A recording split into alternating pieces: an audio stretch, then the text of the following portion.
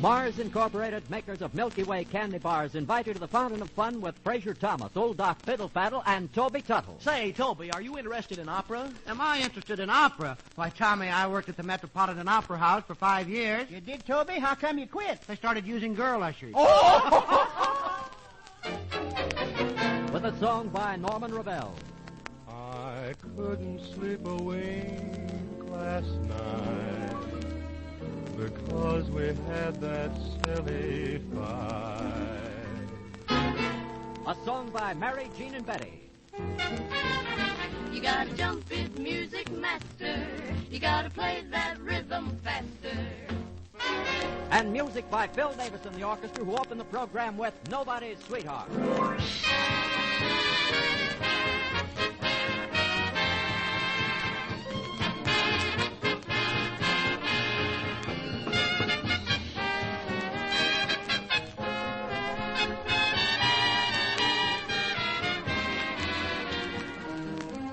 When you're working long, hard hours at your job, it's nice to have some little treat to look forward to. A Milky Way candy bar is a bright spot in any day. Just to sink your teeth into that thick coating of pure milk chocolate, that layer of smooth, creamy caramel, and then to bite into the luscious center of chocolate nougat flavored with real malted milk. It's a taste that'll thrill you, and what a lift you get with a Milky Way candy bar. It's so full of wholesome nourishment and quick energy, it sends you back to your job with fresh, new zip. Now, if you can't get a Milky Way every time you ask for it, just figure that you're sharing your favorite candy with one of the boys overseas. Milky Ways are made for home folks, too, but they disappear fast because there's no other candy in the world with the special goodness of a Milky Way. When you crave good candy, eat a Milky Way.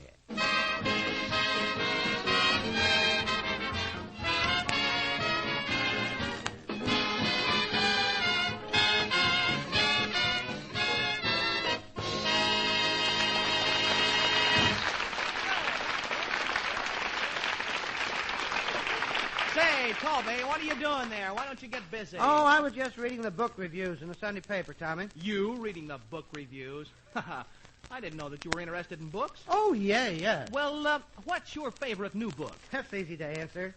That ration book number 4 is a dandy. That's probably all you know about books, too. Oh, no, I'm a very illiterate guy. In fact, I go in for all that culture stuff. Books, music, plays, art. Just where do you get these cultural interests? I come by it naturally. My whole family is artistic and talented. My mother drew landscape, my father drew animals, my sister drew still life, but my uncle was the best of all. He drew a pension check the first of every month. Oh, that takes care of all your family except your brother. Didn't he draw? Yes, but we don't talk about that. Why? What'd he draw? Pictures of Lincoln on $5 bills. But you know, I'm a very talented artist myself. Is that so? Well, say, will you draw my picture? No, I just draw pictures of boats. But, Toby, I'd really like to have you draw a picture of me. No, Tommy, I just draw pictures of boats. Big boats, little boats, canoes, rowboats, any kind of boats. Look, Toby, you're my friend, and I want you to draw my picture. I insist that you draw my picture. Okay, I'll draw your picture. But I'll tell you right now, you're going to look like a boat. Lafayette, probably. Hi, fellas. Hello, Toby. Hi, coming, Tommy. Well, hello, Doc. How are you, boss? Oh, tickety-boo, Bucky, tickety-boo. Mighty busy, though. Got to go down to the library and do a little research. Oh, are you looking for something? Yep, the new librarian. You know, they tell me she's a snappy chassis with a classy chassis. Oh, wow. Would you like to try it again? No. I just wondered. Oh, that's what they said. Say, Doc, what in the world happened to you? You look all battered up. Oh, I had a very unfortunate experience last night, Bucky. I went over to call on the Whitney Blake, and while I was there, we was dancing to the music of the radio. Oh, mighty dreamy waltz it was. Then her father come in. Did he break the romantic mood? Break the romantic mood? He pretty near busted my clavicle. You see, he's so darn deaf he couldn't hear the music. Let me see. I also got to go down to the barber shop. I'm sorry you came in here to begin with. I won the... You know what I did, fellers? I won the drawing to see who gets to look at the new Esquire. You certainly are a busy boy. Oh, you ain't just eating your gums, Jackson. Then I got to get down to town square at 6:30 and pick up a lady. Who's that, Doc? Well, shucks, how do I know who's going to be at the town square at 6:30? Women, women, women. That's all you think about. Can't you think about higher things? Sure, and from now on I will. Good. I'll think about taller women. Doc, at your age, you should think about the finer things in life, like, well, classical music. What's that? Classical music? Don't you even know what classical music is? Oh, sure. That's the kind that just when you recognize the tune, they start to play something else. Doc, from the way you talk, I don't suppose you ever heard of opera. Now, that's where you're wrong, Bucky. I got quite a wide acquaintance. I know the quartets from Rigoletto, the sextets from Lucia, and the brunettes from East St. Louis. Seriously, Doc, do you like the opera? Yes, sir. There's one of them things I fancy a whole lot. Now, let's see. I can't just place it right now. Is it Aida? No, it ain't Aida. It's sweet. No, it ain't Aida. No, Is it Faust? Oh, not too fast. Kind of slow. How about Carmen? Yes, sir, that's the one. That's the one where I like the music so good, Bucky. She'll be Carmen round the mountain when she charms. Doc, you really should learn something about good music. There's a concert on in town tonight. Are you going to attend? No, Bucky, I ain't going. There you go again. Such grammar. You should say, I'm not going. He's not going. She's not going. They aren't going. Get the idea? Well, if there ain't nobody going, I might as well stay home myself. Think I'll go back and lie down.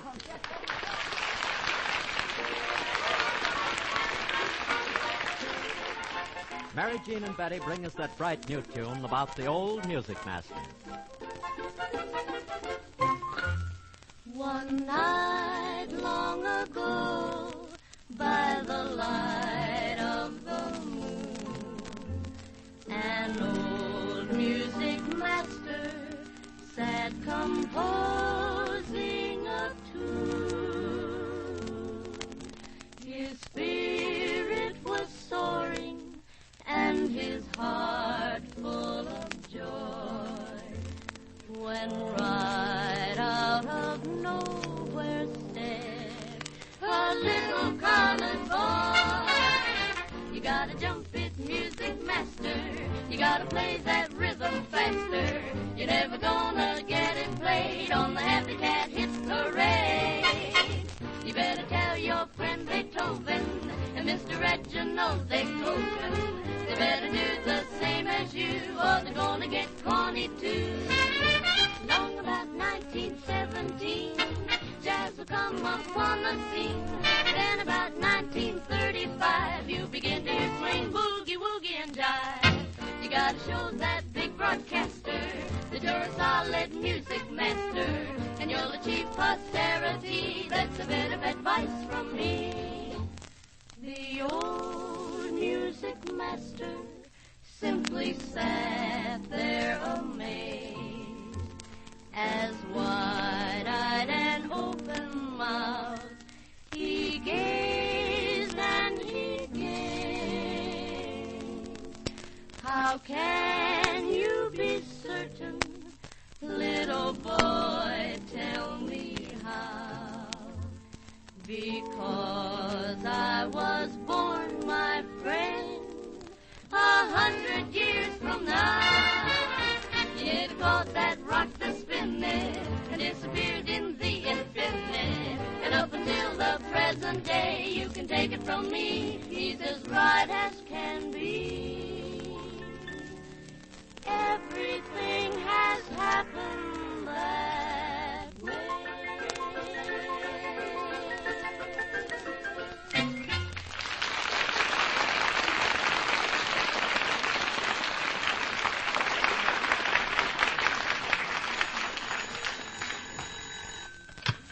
Doc Fiddlefaddle's Fountain of Fun Pharmacy. Toby Tuttle speaking.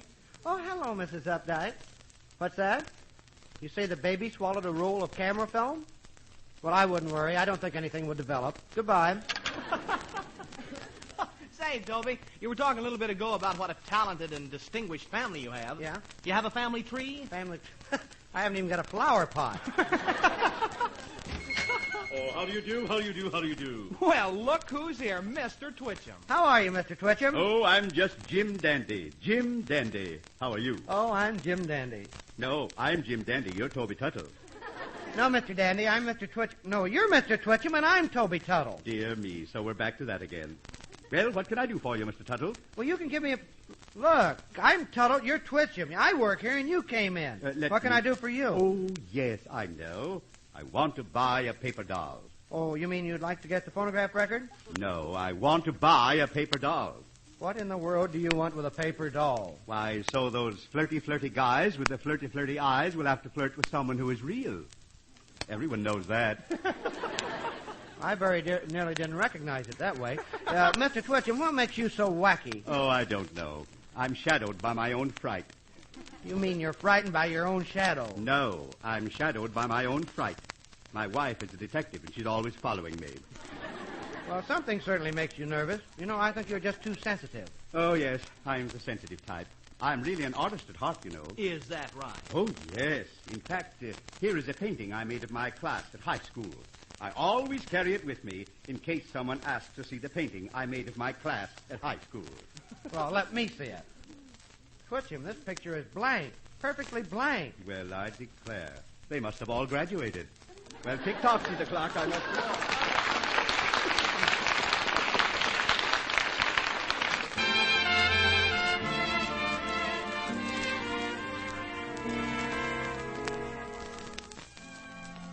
Norman Revell sings one of the songs that rank high among this season's favorites, I Couldn't Sleep a Wink Last Night. I couldn't sleep a wink last night because we had that silly fight. I thought my heart would break the whole night through. I knew that you'd be sorry. I'm sorry too. I didn't have my favorite dream, the one in which I hold you tight. I had to call you up this morning to see if everything was still all right. Yes, I had to call you up this morning 'cause I couldn't sleep a wink last night.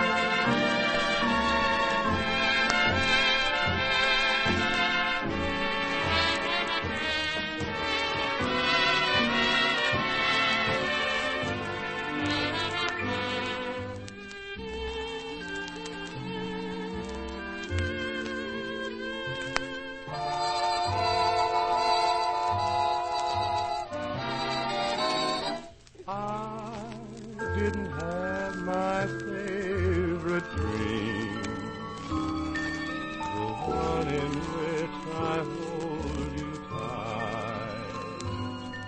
I had to call you up this morning to see if everything was still all right. Yes, I had to call you up this morning 'cause I couldn't sleep a wink